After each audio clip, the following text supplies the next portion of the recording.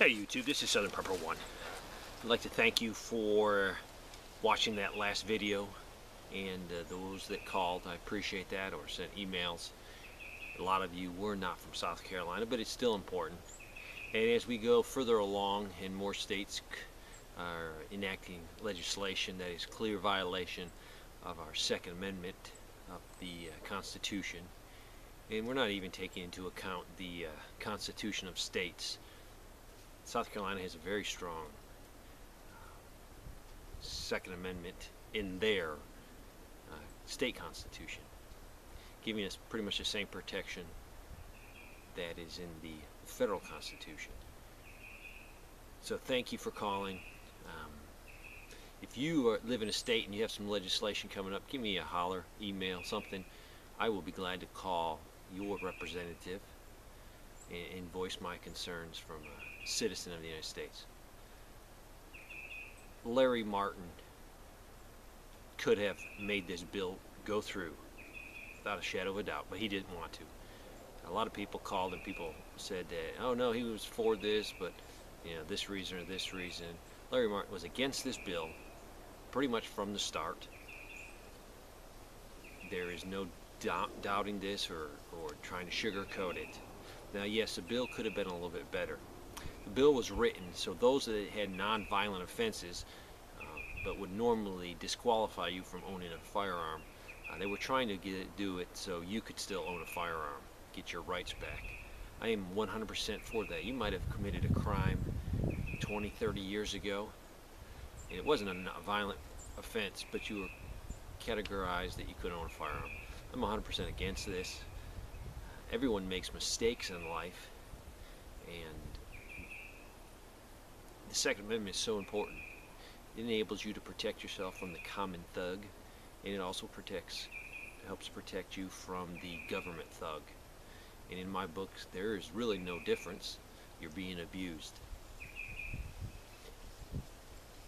We need to, pressure our politicians more and more, because they are definitely in the wrong. I answer to one being, and that is God. He is the head. I take direction from him through the scriptures of the Bible, and that's what for me determines what's right and wrong. It's not David determines what's right and wrong in my eyes. It's what I take literally from the Bible. The Bible is very clear that we need to respect and honor authority. People jump up and down and say, see, you got to listen to the government. The government is not that individual that I elect or is elected by others, that he comes and goes. The government that I recognize is the Constitution of the United States and the Bill of Rights. That is my government. Now there's people we elect that run the government. They are not my government. So it goes back to my obligation to honor that, the Constitution. It is so very clear and written out, the Second Amendment and the whole Bill of Rights, what the government can do. The government has stepped over that line. People say, well, it's not your job to determine where that line is. It is my job to determine where that line is. And when I do determine where that line is, then I need to act. And if I act, then there's consequences. The consequences can be very harsh. From loss of life to loss of freedom, loss of property. The list goes on and on. Also just pure harassment from the federal government or the state government, which they do to good patriots all the time. So yes, I am 100% for obeying authority. My authority is, first of all, God or the Bible, and then it is definitely the Constitution of the United States. The Constitution of the United States is very clear. The Declaration of Independence is very clear. When a government gets oppressive, it is our obligation, our right, and it's your duty to remove that. Right now we have a government that is very oppressive, that is definitely violating the Constitution, and really they're violating what's right. So that is what I listen to. So we get to consequences. If I want to act on what I truly believe, then there'll be consequences. And people always say, oh, you can't do anything because of consequences. I want to tell you that we better do something because of the consequences. And the consequences of doing nothing like we have, and I am talking to you, but I'm also talking to myself. Those consequences are, look around. A government that is out of control, a society that is out of control, morals that no longer exist in this country. Read the newspaper, watch the news. People do whatever they want to their fellow man, things that are unheard of, that are so wrong, but we still do it. More consequences of doing nothing. Handing my children and one day my grandchildren a country that is broke, a country that is financially broke, a country that is morally broke, a country that is spiritually broke, a country that is just broke. And that is what we're doing by doing nothing. The consequences are severe. Our great country that was given to us from generations before us, we have let them down because we're afraid of the consequences of doing something. We'll get on a list. It is time that we do something. Am I advocating violence?